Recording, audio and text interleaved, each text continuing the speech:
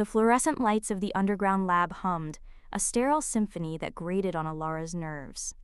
The air, recycled and filtered to an unnervingly neutral scent, tasted of metal and fear. Here, 3 levels beneath the Nevada desert, resided Section 7, a clandestine government facility dedicated to the study, containment, and, as Alara suspected, exploitation of the anomalous. Dr. Alara Vance, renowned healer, was their newest acquisition. Alara wasn't just any healer. She was a weaver, one of the last. But their power came with a price. They absorbed the pain and suffering of those they healed. To cope, weavers developed dark secrets, methods to purge the darkness they accumulated. Alara's secret was blood magic. Not the dramatic, sacrificial kind, but the subtle, controlled siphoning of vital energy from animals, usually rats scavenged from the city's underbelly, to cleanse the accumulated pain. It was a necessary evil, a constant battle against the encroaching darkness threatening to consume her. But someone, somewhere, had betrayed her. "Dr. Vance?" A voice cut through her thoughts. Agent Thorne, a man carved from granite and draped in a tailored suit, stood before her. His eyes, the color of a storm cloud, held no warmth. "Welcome to Section 7. We trust your accommodations are satisfactory?" Alara's accommodations were a small, sterile room with a metal cot, a sink, and a toilet. No windows, no distractions. "Adequate," she replied, keeping her voice neutral. "Good. We have a situation that requires your expertise." They walked through sterile corridors, past labs filled with scientists in hazmat suits, examining grotesque specimens suspended in glowing fluids. The sight made Alara's stomach churn. This wasn't research. It was exploitation. They stopped before a reinforced steel door. Thorne swiped a card and a mechanical hiss announced its opening. The room inside was dimly lit, the air thick with an unnatural chill. In the center of the room, levitating within a complex array of energy fields, was the object. A simple, tarnished silver locket. Around it, scientists in protective gear monitored readings on glowing consoles, their faces etched with apprehension. "This is Object 47, Thorne explained. "We call it the Echo Locket. It was recovered from a submerged temple in the Amazon. It amplifies pain, radiates it. Anyone who gets too close experiences unimaginable agony." One of the scientists, Dr. Anya Sharma, approached. Her face was pale and beaded with sweat. "We've tried everything, Dr. Vance: containment fields, psychic dampeners, even attempts to sever the connection to its power source. The readings are escalating exponentially. We fear it's about to breach." "Breach?" Alara asked, her unease growing. "We don't know what that entails," Anya admitted, "but the simulations are catastrophic, widespread psychic trauma, mass hysteria. Potentially the unleashing of something far worse." Thorne turned to Alara, his gaze intense. "You're a weaver, Dr. Vance. You can manipulate pain, you can absorb it. We need you to neutralize the locket." Alara hesitated. She had never dealt with anything like this before. She could sense the suffering trapped within, a chorus of tormented souls screaming for release. "What are the risks?" she asked. "The risks are significant," Thorne admitted. "Exposure to that level of amplified pain could overwhelm you. It could shatter your mind, destroy your spirit." Alara knew what he wasn't saying. It could kill her. But she also knew that if the locket breached, the consequences would be devastating. She was their only hope. "I'll do it," she said, her voice firm. Thorne nodded grimly. "Sharma will brief you on the procedure. Good luck, Dr. Vance. The fate of many rests on your shoulders." Over the next few hours, Anya walked Alara through the containment protocols, explaining the locket's history and the various attempts to control it. Anya was brilliant, dedicated, but clearly terrified. Alara learned that the temple where the locket was found had been dedicated to a forgotten god of pain and sacrifice. The locket was believed to be a vessel for the god's essence, a reservoir of accumulated suffering. She couldn't face the locket unarmed. She asked Anya for a private moment. Once alone, Alara reached into her hidden pocket and pulled out a small, silver vial.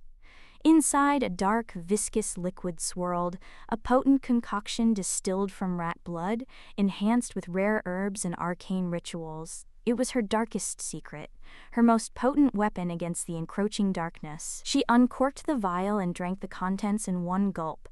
The taste was vile, metallic, but the effect was immediate. A surge of power coursed through her veins, bolstering her defenses, sharpening her senses. Survival demanded sacrifice. Donning a specialized hazmat suit, Alara entered the containment chamber. The air inside was heavy, oppressive. The locket pulsed before her, its silver surface gleaming with an unholy light. The energy field surrounding it crackled and hummed, struggling to contain its power. As she approached, the pain hit her. It was a tidal wave of agony, a cacophony of screams, a symphony of suffering. She felt the pain of countless individuals, their torment amplified 1,000-fold. She staggered, fighting to stay upright. She closed her eyes and focused. She reached out with her weaver senses, extending her awareness to the locket.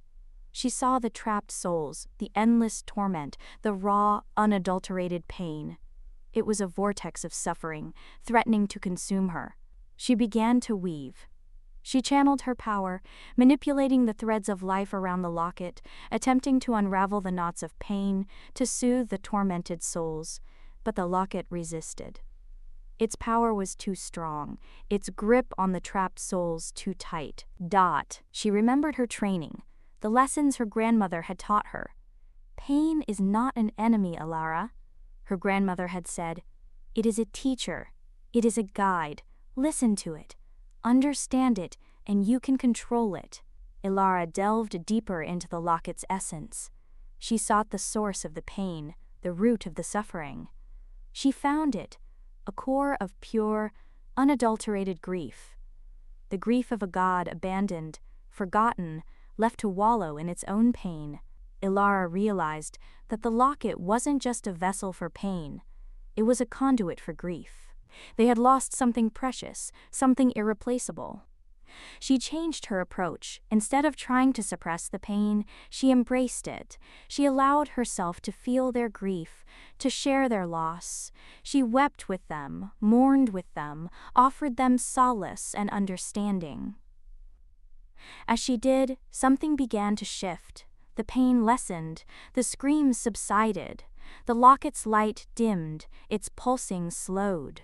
The trapped souls began to find peace, to accept their fate, to move on. The energy field surrounding the locket flickered and died.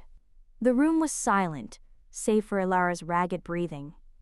She had done it. She had neutralized the locket, but the cost was immense. She was drained, exhausted, her mind battered, her spirit weakened. The darkness threatened to engulf her. She stumbled out of the containment chamber, collapsing into Anya's arms. "You did it, Alara! You saved us all!" Anya exclaimed, tears streaming down her face.